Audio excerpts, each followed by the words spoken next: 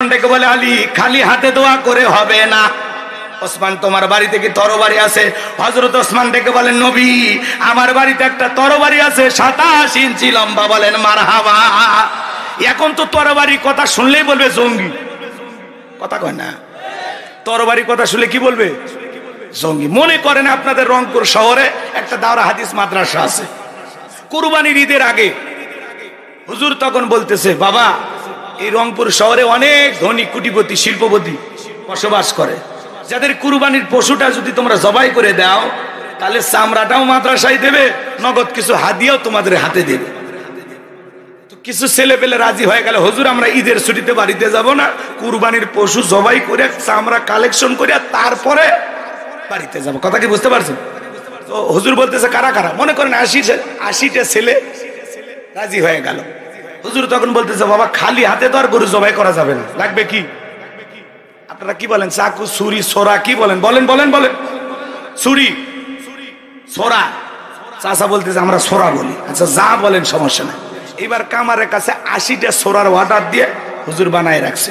এখন কুরবানির আগের দিন হুজুর বলতেছে, বাবা কে কোন ছোরাটা নিবা বা ছুরিটা নিবা জবাই করার জন্য নেও, নিয়ে একটু কি দাও, ধার দাও। ঈদের আগের দিন আপনারা দেন না? দেন না, কথা কয় না, এরকম ধার দাও।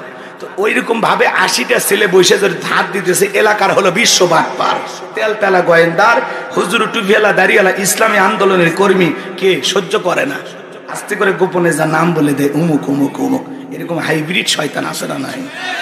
ওই রকম তেলতেলা একটা গোয়েন্দার ইসলামের বিরুদ্ধে যারা কাজ করে, মুসলমান নামধারী, ও যায়া রংপুর শহরে ওসি সাহেবের কাছে যায় খবর পৌঁছে দিয়েছে, ওসি সাহেব আমাদের অমুক মাদ্রাসায় জঙ্গিদের বিশাল ঘাঁটি, বিশাল আস্তানা, জঙ্গিদের ট্রেনিং চলতেছে, আমি নিজের চোখে দেখে আসলাম। তাই নাকি? বলে হ্যাঁ।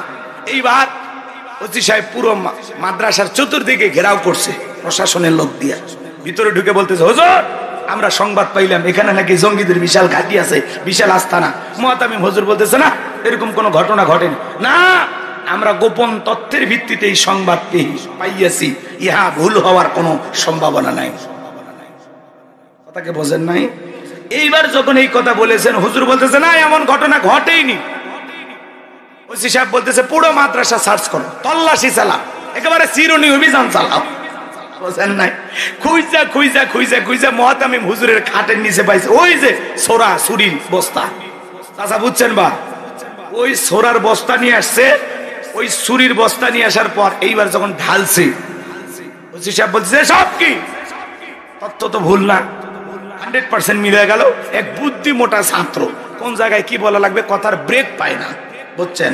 ওই ছেলে বলতেছে, এগুলো কি চিনতেছেন না? আগামী 10 তারিখ খালি ধর্ম আর জবাই কর্ম, ধর্ম আর জবাই কর্ম, রক্তের বন্যা বয়ে যাবে, রক্তের বন্যা। এই কথা শোনার সাথে সাথে ওসি সাহেব বলতে যায়, হুজুর সহ সবগুলো গ্রেফতার করো। মুহতামিম হুজুর বলতেছে, আপনি কি মুসলমান না? বলে হ্যাঁ মুসলমান, মানে আমার বাপ হাজি। তো আপনি হাজির ছেলে, আপনি জানেন না আগামী 10 তারিখ কি? এই ছেলেটা বলা লাগবে একভাবে, বলেছে আর একভাবে, ওর বলার কৌশলটা ভালো না। ও বুঝাইতে চায় আগামী 10 তারিখ পবিত্র ঈদুল আজহা, কুরবানির গরু ছাগল ধরবে আর জবাই করবে। তখন বলতেছে ও ঘটনা এই, মদের ট্রাক সহ, এনসিডিলের বোতল সহ গ্রেফতার হয়, এক ডেটে ওদের জামিন হয়ে যায়।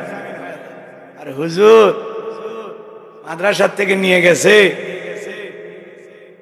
বছরের পর বছর চলে যায়, হুজুরের বউ কাঁদে, ছেলে কাঁদে, হুজুরের জামিন হয় না।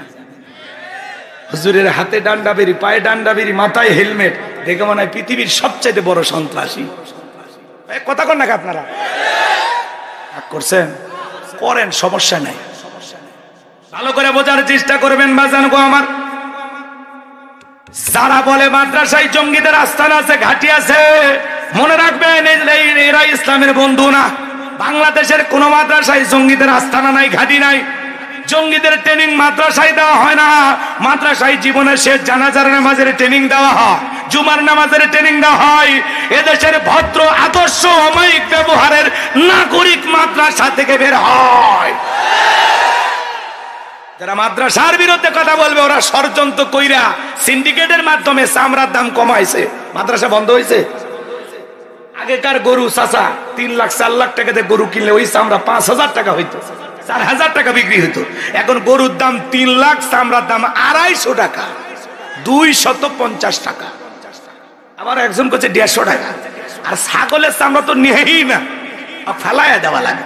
ওরা মনে করছে এগুলো চামড়ার দাম কমাইলে দেশের মাদ্রাসা বন্ধ হবে।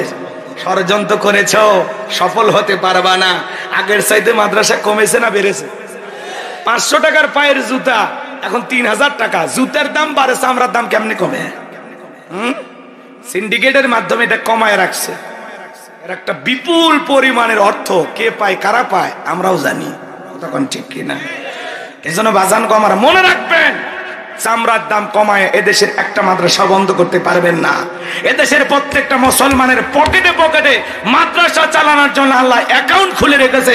মুসলমানেরা প্রাণ ভরে মসজিদ মাদ্রাসায় দান করে। কথা বলেন ঠিক কিনা? কোন ষড়যন্ত্র দিয়া ইসলামকে থামাইতে পারবেন না।